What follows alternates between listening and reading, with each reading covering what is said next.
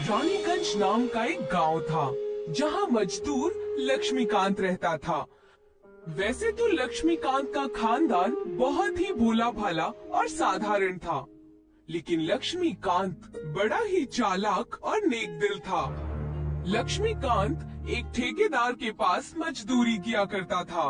क्यों जी, आप आज किस तरफ जा रहे हैं? अपने साथ साइकिल में बिठाकर मुझे भी उस तरफ ले चलिए ना।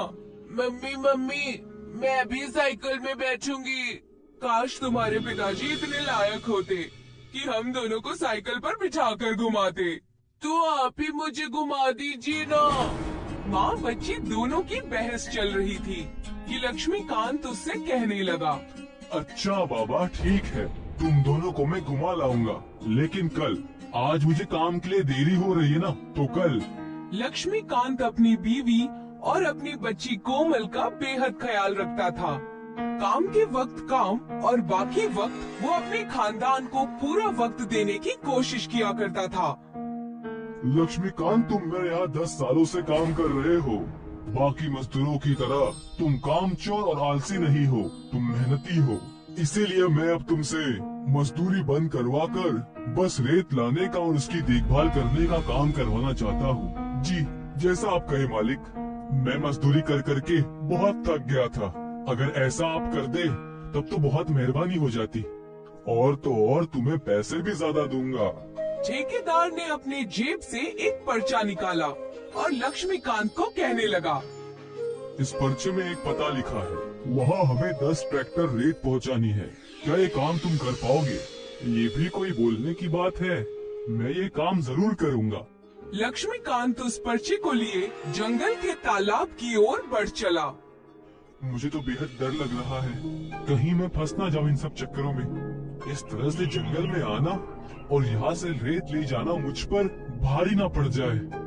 लक्ष्मीकांत तालाब के किनारे पर पड़ी रेती को मजदूरों से भरवाने लगता है और उनसे कहता है, तुम सब तब तक रेत को ट्रैक्टर में भरो, मैं जरा तालाब के ठंडे पानी में नहा कर आता हूँ। जी मालिक, आप ऐसा ही कीजिए। आपके आने से पहले हम सब तैयार रखेंगे। लक्ष्मीकांत तालाब में चला जाता है और वहाँ आराम से पानी में नहाने लगता है। उतने में ही उसके पैरों से एक बोतल टकराती है। उस बोतल को चमकता हुआ देखकर लक्ष्मीकांत कहता है, ये बोतल चमक कैसे रही है? लगता है कि लोगों ने इसमें जुगनू भरकर उसे तालाब में फेंक दिया है। लक्ष्मीकांत उस बोतल को उठाता है और उसे जुगनू समझकर उसे खोल देता है। जैसे ही बोतल का ढक्कन खुलता है, उसमें से एक जिन बड़ी तेजी से बाहर निकलता है और लक्ष्मीकांत पर हमला कर देता है। कहीं तुम उस बाबा के आदमी तो नहीं हो ना? मैं तुम्हें छोड़ूंगा नहीं। उस बोतल से जिन निकलता देखकर लक्ष्मीकांत की आंखें मानो फटी की फटी रह जाती हैं। जिन, जिन, ये कैसे हो सकता है? और कौन सा तांत्रिक? मैं किसी को नहीं जानता, मैं तो सिर्फ यहाँ रेत लेने के लिए आया हूँ। लक्ष्मीकांत के इतना कहते ही वो जिन उसे छोड़ देता है और उससे कहता है, माफ करना भाईजान, मुझे गलतफहमी हो गई थी, लेकिन तुमने मुझे आजाद किया है। मांगो, जो मांगना है मांगो। तुम इस हालत में आए कैसे? आखिर माजरा क्या है? तब बहुत सारी बातें लक्ष्मीकांत को विस्तार से बताते हुए वो कहता है, ये बात कई साल पहले की है, एक मायावी खौफनाक जादू करने वाले उस्ताद की।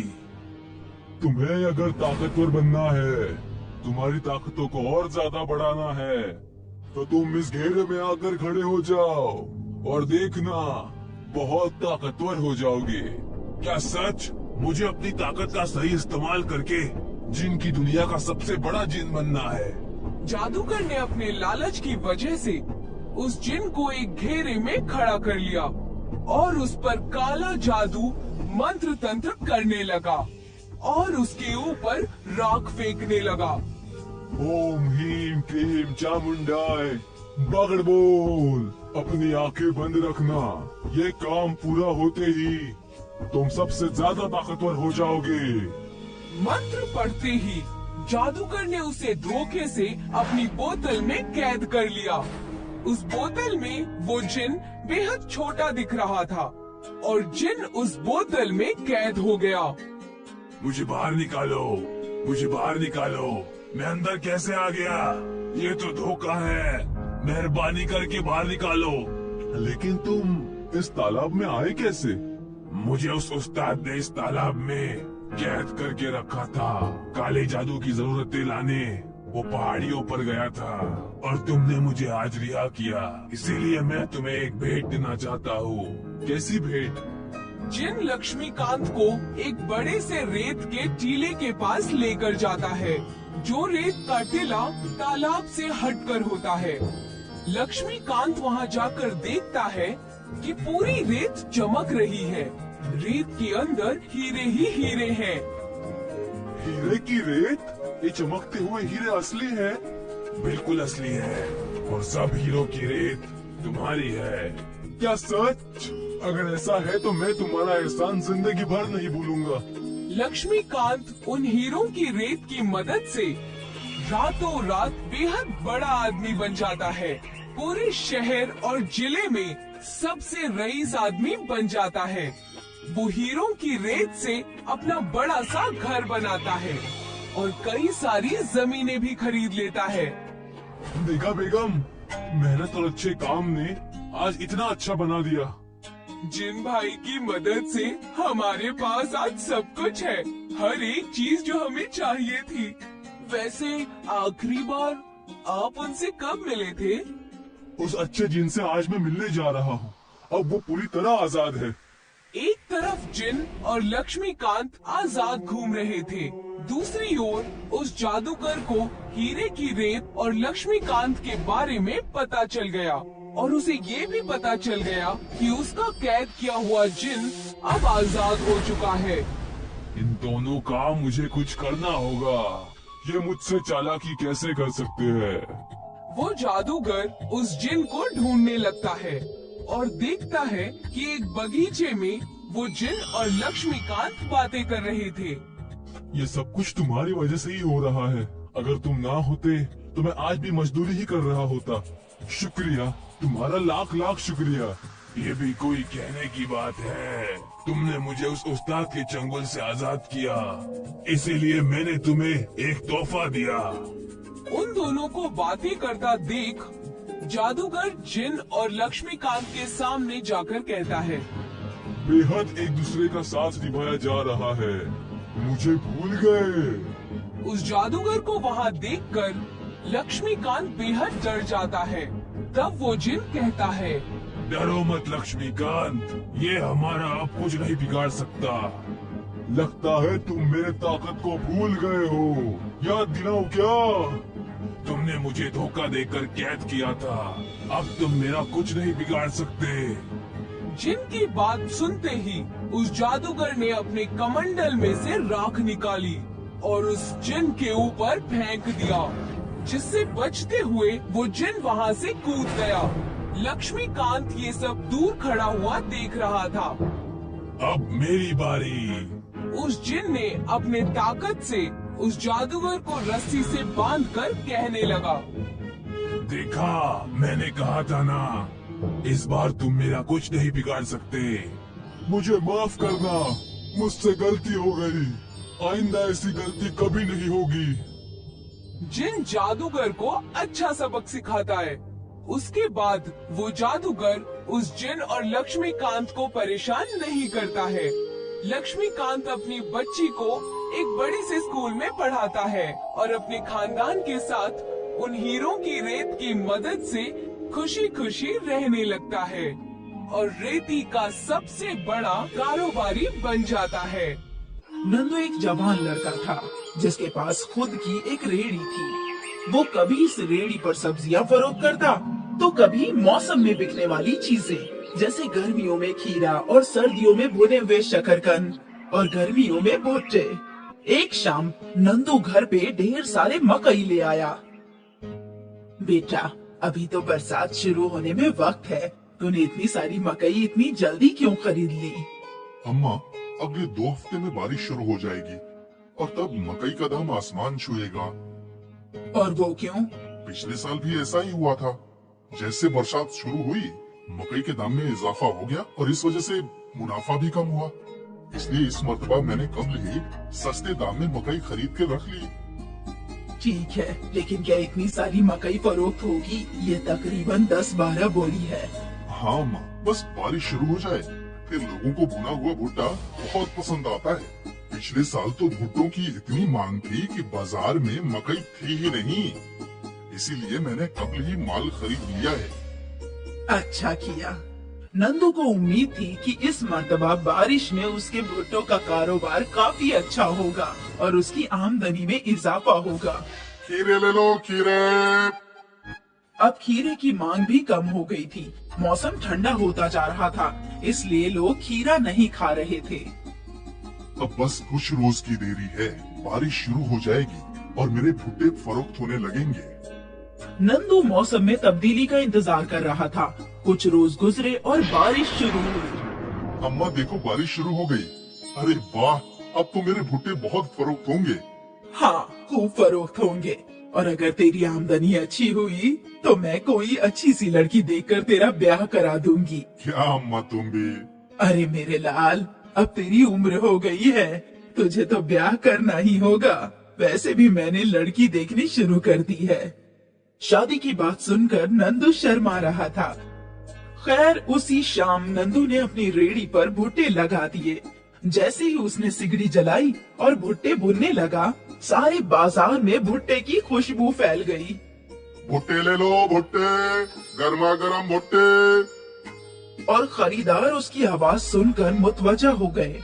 उस रोज एक के बाद एक खरीदार भुट्टा खाने आए जा रहे थे। नंदू खुश था कि उसकी आमदनी बहुत अच्छी हो रही थी। अगले रोज भी नंदू का कारोबार बहुत अच्छा हुआ। खरीदारों का हुजूम लगा रहता था। नंदू की रेड़ी पर इतना हुजूम देखकर आसपास के कारोबारियों को उससे हसद हो रही थी।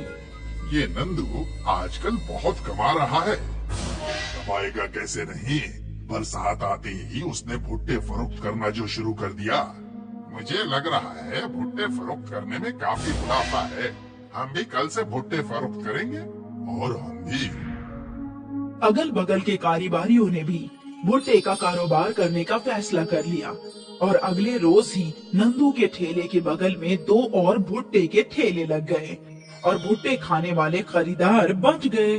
कुछ लोग नंदू के ठेले पर आ जाते तो कुछ लोग अगल बगल के ठेलों पर चले जाते। इस बात से नंदू परेशान हो गया था।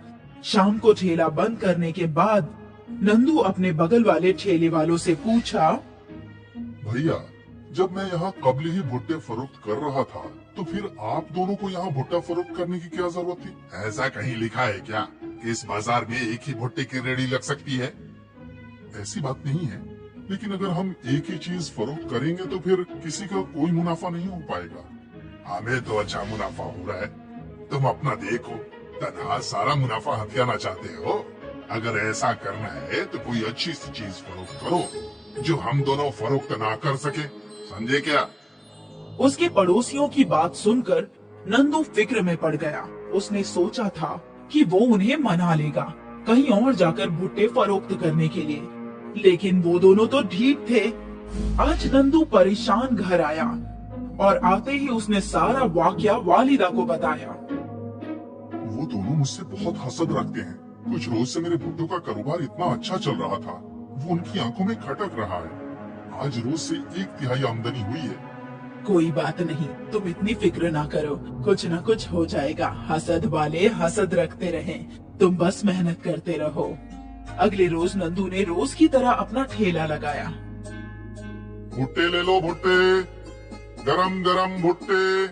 और उसकी आवाज लगाने के बाद एक पड़ोसी कारोबारी भी आवाज लगाने लगा। गरम गरम भुट्टे, जायकेदार और सस्ते, बस 8 रुपए का एक भुट्टा। कारोबारियों ने दाम 10 रुपए से 8 रुपए कर दिए। दाम देखकर सारे खरीदार उन्हीं कारोबारियों के पास जा रहे थे। 8 रुपए भुट्टा, गरम गरम भुट्टा। नंदू ने भी दाम गिरा दिया। कारोबारियों ने दाम 7 रुपए कर दिए। मैं इतना दाम कम नहीं कर सकता, मुझे मुनाफा कैसे होगा? उसके पास कोई खरीदार नहीं आ रहा था, इसलिए वो परेशान होकर धंधा बंद करके अपने घर चला गया। अम्मा समझ गई कि क्या हुआ होगा। अम्मा, अब मैं क्या करूं? कम मुनाफा में भुट्टे फरोख्त करने का क्या फायदा? जब मैं दाम कम करता हूं तो दोनों कारोबारी भी कम कर देते हैं। क्यों ना तू कुछ नया करे? नया करेगा तो सारे खरीदार तेरे ठेले पर ही आएंगे। लेकिन क्या नया?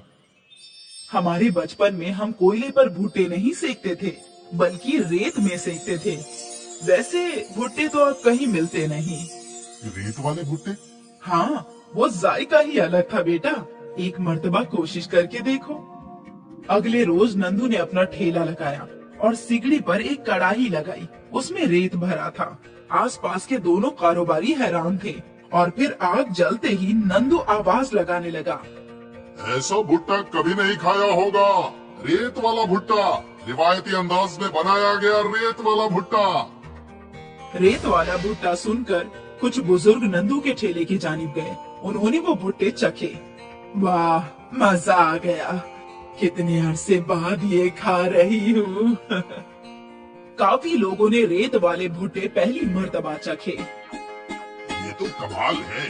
कोयले वाले भुट्टे से बिल्कुल अलग और लजीज भी। इस दिन नंदू के ठेले पर अलग ही हुजूम था।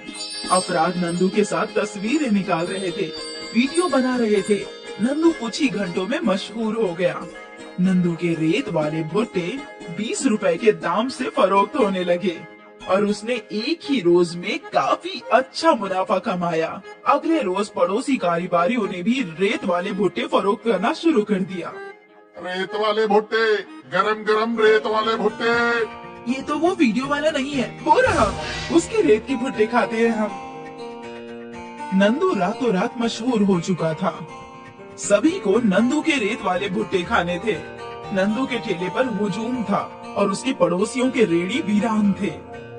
कुछ रोज बाद फरोख्त न होने की वजह से कारोबारियों ने भुट्टा फरोख्त करना बंद कर दिया।